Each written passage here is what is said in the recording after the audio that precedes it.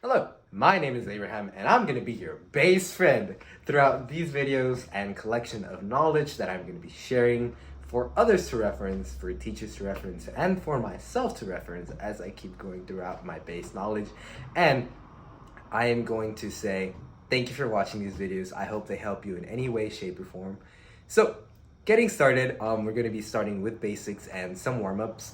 Starting off with your bass height. So what height should you have your bass at? So speaking of end pin, so for your end pin, I would say have it about the height of your head to your ear. You don't want your bass to be this high or this low, kind of like if you were playing a cello, which we're not. This is the bass. So I would say when you're standing, you can see me standing. I have mine's about the size of the top of my head almost, and when I sit down, it's usually around the size, the height of my ear. So this is usually the height I have. Mine's is around the top, a little bit taller than my ear. So that, and this is usually for optimum arm and position. So you don't want your first position to be all the way like that, nor have it all the way down here like a cello. You'll be like, hello, what? And then like when you reach lower positions, you have to like turn at a very bad angle, and you don't want that. So this is, I would say, an optimum place to start. And for your bass size, any size, you know, I've played 3/4. I think this is a 3/4 bass. I played a 1/2 bass. So whatever size you're starting off, you're good. You're good. As long as you can navigate it nicely and play it right, you are amazing. So now we'll be moving into bass, bow hold. So this is what my bow hold looks like from the front. Usually it's kind of like a violin bow hold if you played violin, but instead of having it diagonal, you're going to have it straight. So this is mine. Yours could also look like this. I like my middle finger like this. It just happened to be, I feel like it's probably like for the weight, or maybe just because I just have a big hand. I'm also going to show you the backside of this, of my bow hold, so you can see this. So this is also another angle. This is the performing angle, but this is the top side. Like if we're, usually for my school, we like to do bow warm-ups. So you can do witch's bowl or something, like if you're stir the cauldron. You could do windshield wipers, where you're doing like windshield. You could write your name, or like pretend you're painting a fence. You could also do circle bows, like if you're lifting and putting on your string. So, and I just went to a different part of warm-ups besides showing you the back of my hand. This is the back of my bow hold. Usually my thumb is on this one. It's not the bottom flat, it's the second to bottom, so on the diagonal. So this is my bow hold from this angle. This is usually what I see whenever I'm playing. Sometimes, like if you're digging in, you might have your bow like this, kind of like to an angle, and that's okay. Or if you're not really putting in too much force, you might have it kind of straight. So it just depends on how and the scenario that you're using your bow in. All right, so now we'll be going off into some stretches. Always remember, stretch your arms, maybe go for a full body stretch, like bend down, touch your toes, because the bass is a very physical instrument. You might get to see how I play, you might not get to see how I play, but I'm very physical. If you see other videos that I've posted on my channel, I like move a lot, I like dig in, I'm very physical, so like you might have to like thrust in your hips sometimes. So I would say it's nice to have a full stretch, because you just never know. Honestly, you just never know while playing the bass. And right now I just put on my rock stop, which I usually have technical difficulties always whenever I put on my rock stop, so just let me talk or you can skip this part. I'll put a timestamp probably. I don't think it'll take that long. There we go. Okay, so now we'll be going off into some stretches. Some warm-ups that I usually do that I was taught by my private instructor. Here are some warm-ups that we can do. And starting off with like bowing the bass. So this is like for the optimum sound that your bass is going to want to produce. And for this, you're just gonna be moving your bass. Your bow, or the bass is bowing itself in some sense. You're just gonna be doing this motion. And you're gonna have your bow straight. Straight, you're not gonna bow, you're just gonna have your bow straight. Try to add some nice weight, you know, but don't bow it. What you're gonna actually bow is the bass. Alright, so welcome back. This is going to be the bowing the bass exercise. So in this case, you're just gonna be moving your bass. You're gonna be doing this type of motion. You're gonna want to have your arm kind of flexible and also relaxed. You don't want it to be too much. What you're mostly gonna be focusing on is this motion, and then also on your bow, assuming that we have a good amount and a nice bow hold. So something like this or something like that, whatever you feel more. Or if you're German, you know, German bow hold. If you're German, you might not be German if you use German bow hold, but German bow hold as well. Well, I wouldn't say that. No, never mind. Discard that. So you're gonna want to have some pressure, some nice pressure, some nice weight on the string, and then starting off, we can start off with the E. So you see how I turned my bass to be on the E instead of having this, because this is quite uncomfortable for my arm, and like something that I want to have is comfort. So I tilt my bass to an angle, and now I add my weight, keep it on there, keep tension. So if you know there's tension, if you do this, you kind of jiggle. So, and then you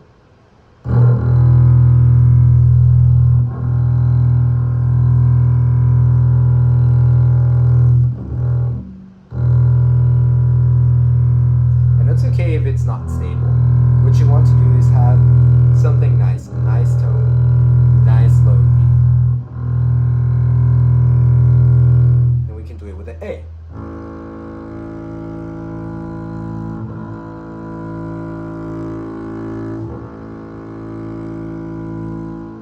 Now we can do it with a D.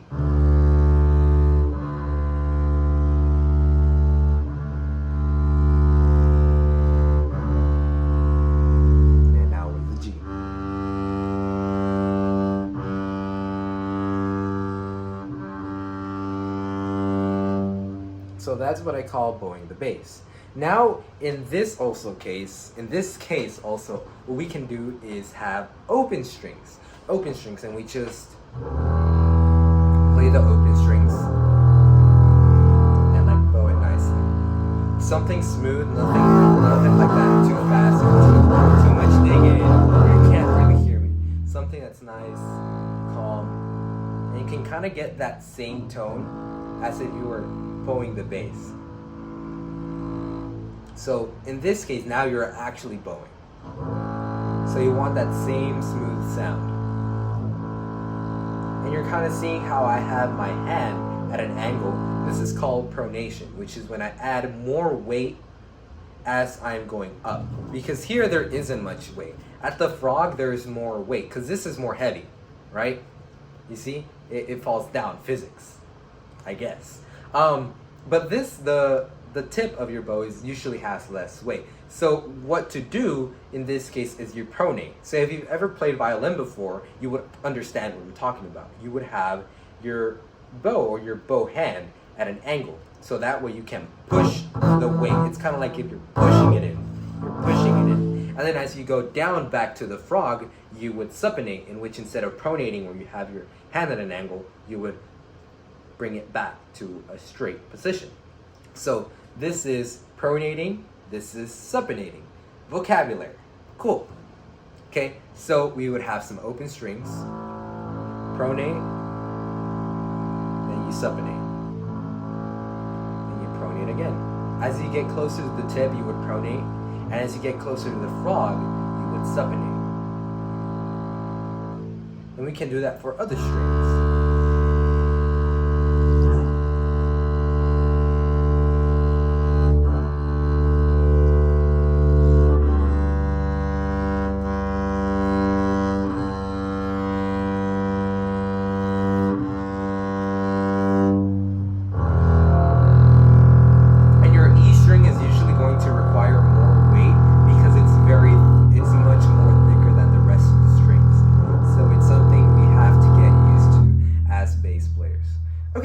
So those were two different bowing exercises that you can do.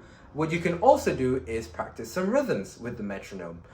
You can do whole notes, you can do half notes, you can do quarter notes, you can do eighth notes, even you can do 16th notes. If you want to be crazy, you can do triplets. You can do triplets. So I'm going to be doing this at a nice tempo of, let's do 60, something smooth. I'm also going to be having it somewhere on the screen, like what tempo I'm going, so you can see it. Okay, so this is the view you are seeing, and now what I'm going to do is count, because let's pretend we're in 4/4, so that means we would have 4 quarter notes in our measure. So if we have a whole note, that means it would take up the whole measure, so 4 clicks, 1, 2, 3, 4. So in that case, you would be holding a note for 4 beats. 4.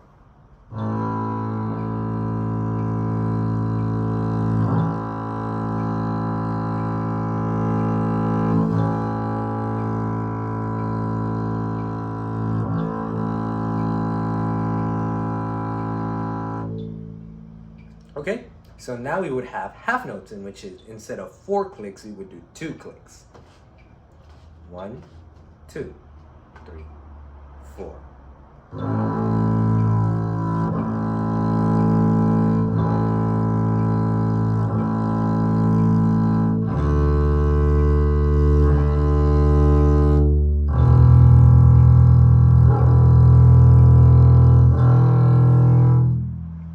Okay, and now we can have quarter notes.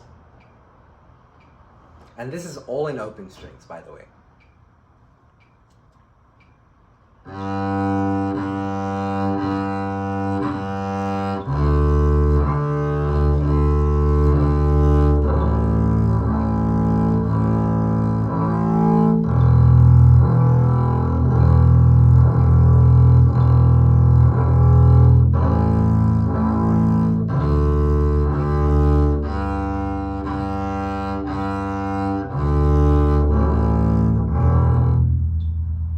So that would be your quarter notes. And now we have eighth notes, in which instead of in each click, you would cut that click in half.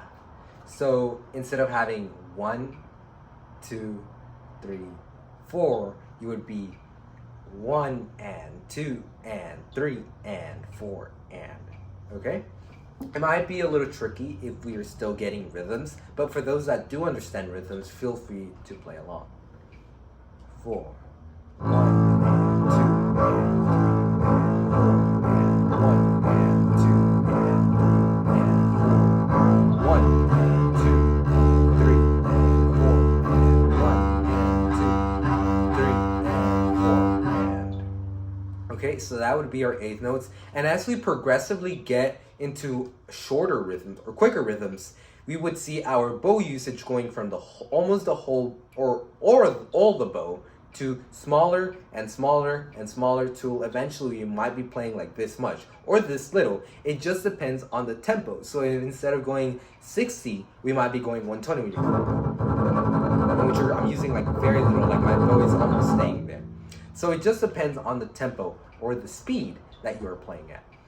So in this case, we have already did eighth notes, so now we would do 16th notes.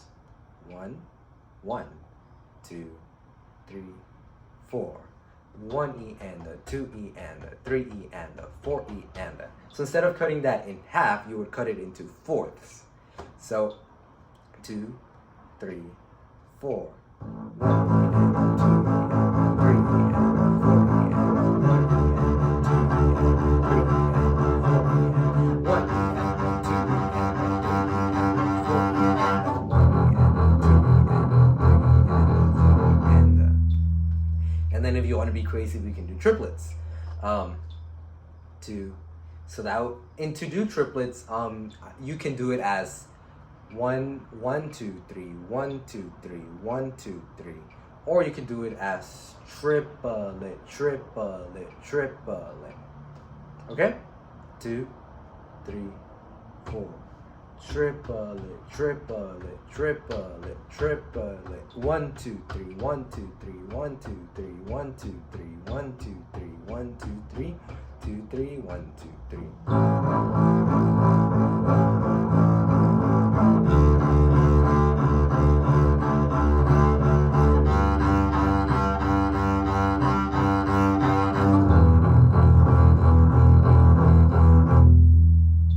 So that is some rhythm exercises that you could do with the metronome. And also, what you can also do is go to your tuner. So for this, you could practice with a scale. So usually the first scale we learn as musicians, the D major scale, is something that's comfortable for us string musicians. Or at least that's what I learned first, the D major scale. So this is a D major scale. Now I'm actually getting onto fingering and actually getting into position. So if you want to get into what I would say, since I kind of took off my tapes, but you always want to make sure low E, A, D, G. These are your tuning strings. So getting into first position, you would go from an E. You go into first position instead of half position. So first position is you have from the E to an F natural to an F sharp. So your fifth finger should land on an F sharp. And the tuner isn't picking it up, but it's putting a G sharp. F sharp, so you want an F sharp or an A. And that would be from an A sharp to a B. Or from a D sharp to an E. Oh, I'm quite off. So it's usually helpful to do with a metronome, with a tuner, where your fingers are if you're in tune, if you're not in tune. So D major scale.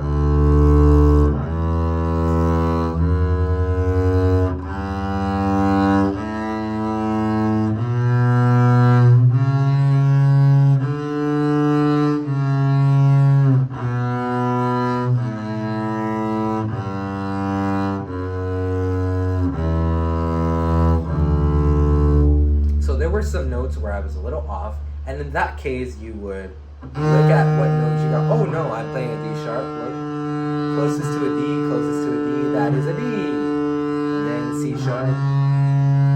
Then try it again, try to land on that same pitch that you were at. If you are like, okay, I got it, do it again. Shake it off. Put your fingers back where you think it was. Oh, it's still a little bit sharp. Oh, now it's a little flat. Oh, there we go. Look, it's a D.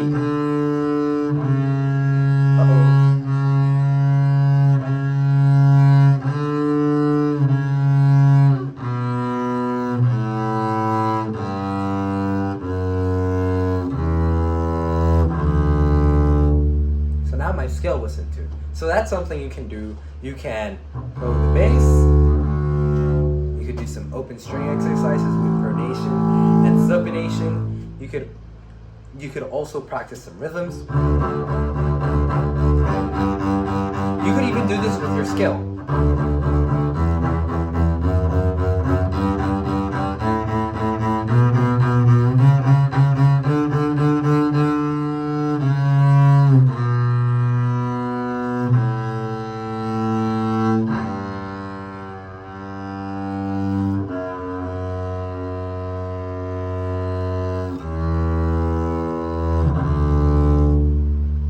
So you could mess around with that. You could play with different clicks. You could speed up the metronomes instead of having.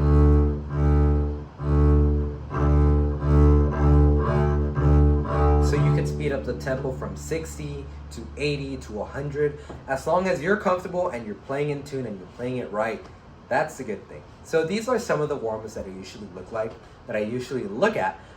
For extra, like, as I am a little bit more of an advanced player, I usually look at, for example, slur exercises. So you could do this with your scale. So a slur is where you play 2 or more different notes within the same bow direction. So those 3 notes were played in the same bow direction.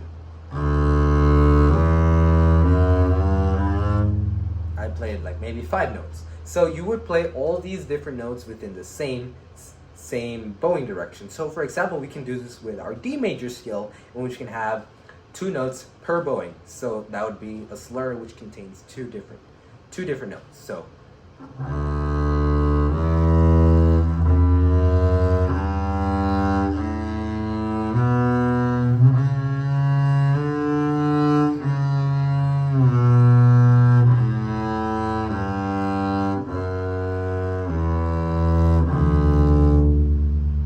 okay, or you could do maybe 3. You want to mess up your counting? Go ahead. You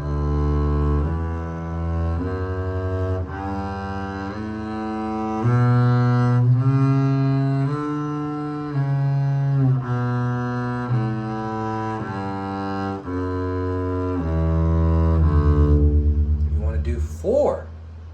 Or actually, let's do 7. Why not? So this is a problem. Now I ran out of bow. So whenever you're doing this, always try to stay conscious about how much bow and how fast you're using your bow. You don't want to lose all your bow very quickly. You want to make sure you have enough bow for what you're doing. Like if you have a 7 slur bowing, you want to make sure that you have some nice amount of weight, but at the same time you're not too fast with your bow.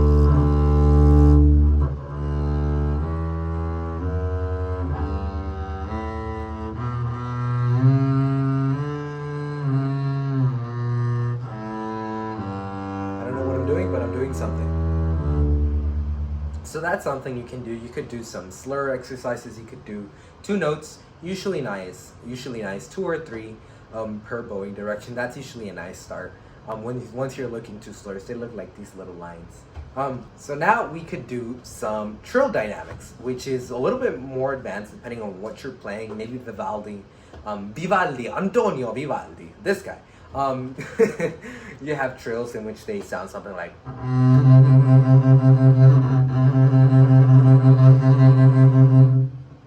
something like that, or something like kind of sounds like a bean, sometimes like kind of like, I don't know, maybe like a car or a motor, whatever you're thinking about. Trill exercises are usually it's kind of like vibrato or vibrato whenever you're vibrating, but it's like instead of like having just one of your fingers shaking, you just lift and let go. That's kind of like what it is to a trill. It's kind of a deceptive way of playing a note in some sense, if you can think about it that way. You're going to want to lift, so you can do. You want to engage the weight and then let go, and let go, and let go.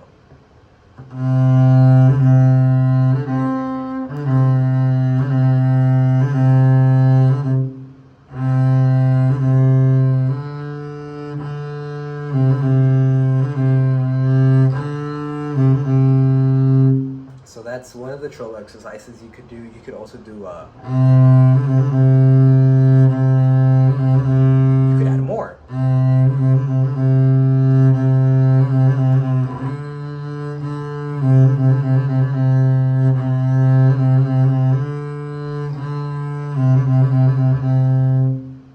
So you could either end on the top note or end on the bottom note.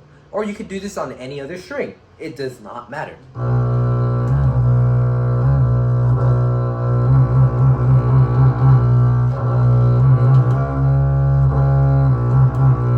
And I'm probably not in tune, and that's okay. But when you are playing, you do want to be in tune. So those are some trill exercises. You could also do the main trill, which is just.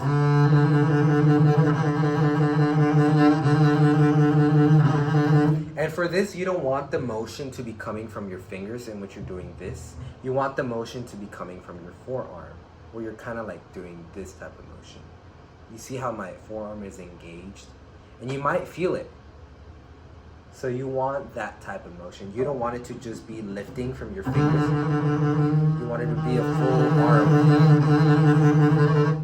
Even with vibrato or vibrato, it's still the same thing. Your motion is coming from your forearm. So you see this is from, and to practice vibrato, something that my school teacher, orchestra director taught me is use your whatever bone this is, and like just use it as a point in which you're just shaking and shaking. Use alternate fingers, your third, your fourth, whichever finger you feel comfortable with. You can start with like your index, or usually like your strongest and most dependable finger is usually your middle finger, so you can start with your middle finger. So that's something you can do. You could do some vibrato exercises.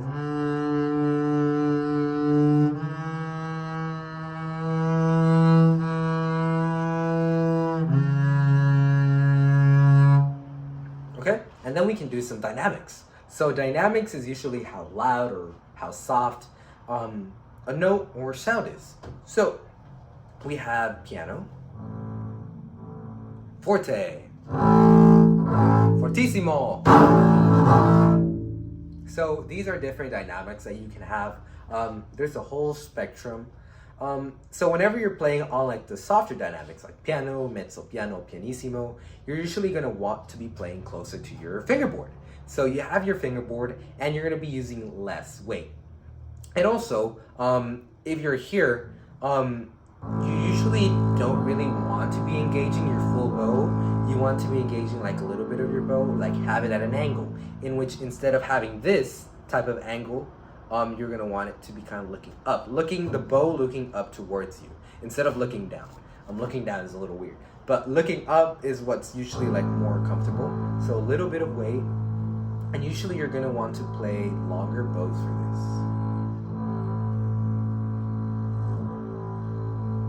It also depends, like if you're playing like very fast, it can still work.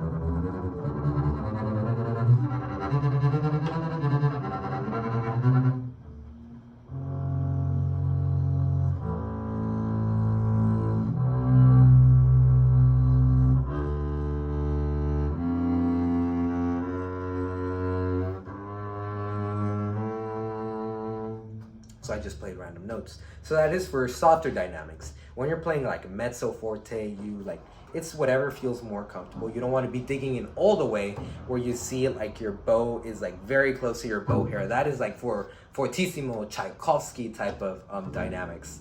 So whatever feels more comfortable and more natural. So whenever you're playing, you want to have like an optimum amount. So usually what my teacher taught me is like have your arm all the way up, kind of like the Statue of Liberty, and then drop it down.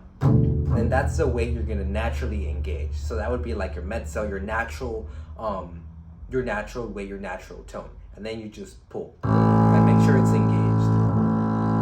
To make sure it's engaged, you want to make sure your string is moving while you're doing it, and you are not making really much any tone. Maybe you're bouncing into your other string, but that's okay. And then you pull. So this would be like your middle dynamics. You want to have all of your bow hair engaged. No more angle. You want to make sure it's something nice, natural, a nice amount of loud. Okay, and then for stronger dynamics, you're usually going to want to be closer to your bridge. So in this case, I don't know if you can see it in the video, but this is your bridge. Your bridge, you're going to want to be closer to it. For softer dynamics, you're going to be further away from it, closer to the fingerboard. Stronger dynamics, closer to the bridge. Softer, fingerboard. So when you're playing stronger dynamics, you're going to want to dig in more. Probably you're going to want to have more of a pronate position. So you're going to dig in more, you're going to like push in more, and then you're going to... So this is more louder. I'm probably going to have to force so you can hear me. So you're going to want to engage and make sure it's something nice. Like if you're going for like something super strong, you're going to, for me and what my instructor taught me, is have your bass at an angle that is comfortable for the string you're playing. So like if I'm playing with my E string, I'm gonna have my bass tilted to where I can play my E string. So instead of having this, have it closer so I can face the E string, sorry. And then engage my weight and G string, I would tilt my bass so I can play the G string, and then I would.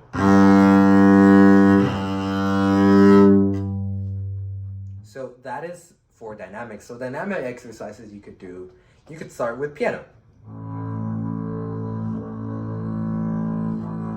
Slowly get softer, stronger. So it would be like a mezzo.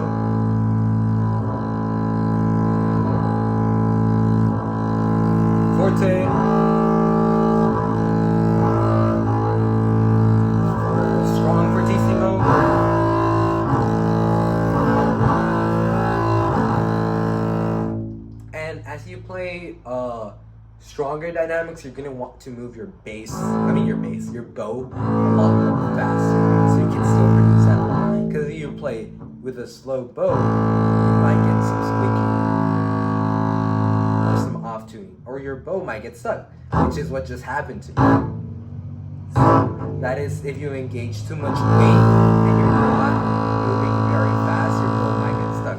So if you're engaging a lot of weight, you see I just have my bow and I'm at a weird angle. So you want to make sure you're moving very consistently, not super fast, because then you're going to have it very sound. So you're going to want to move at it nice while engaging the weight that you need for the dynamic. So those are some exercises that you could do. Once again, you could bow the bass, you could bow some open strings, you could do some rhythms strings or on the scale and play a scale. You could do some trill exercises.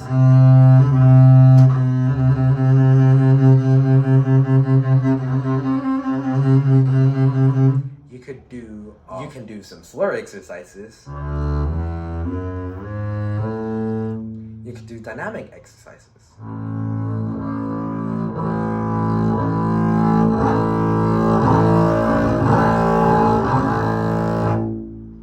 Get the best out of your bass. So I hope this video helped you out in whichever way possible. If you have any feedback for myself, feel free to let me know in the comments. If you have any suggestions, feel free to also let me know. I'm going to try to be posting videos, tutorials, or whatever I can to do to help you guys and be your bass friend.